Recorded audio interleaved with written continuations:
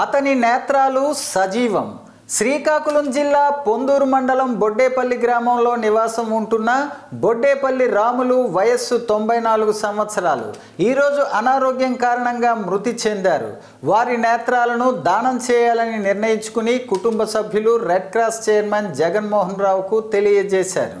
దాంతో మగటపల్లి కళ్యాణ్ నేత్ర సేకరణ కేంద్రం ఐ టెక్నీషియన్ పూతి సుజాత, సహాయకులు నంది ఉమాశంకర్ ద్వారా అతని కార్నియాలు సేకరించి విశాఖపట్నంలోని ఎల్వి ప్రసాద్ నేత్ర సేకరణ కేంద్రానికి అందజేశారు.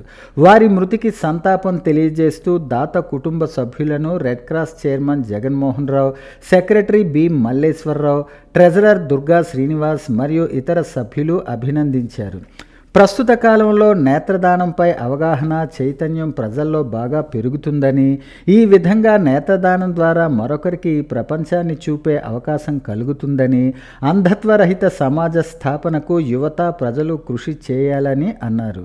నేత్రదానం చేయాలనుకునే వాళ్ళు 7842699321 లేదా 9701698408 నంబర్కు కాల్ చేయాలని కోరారు.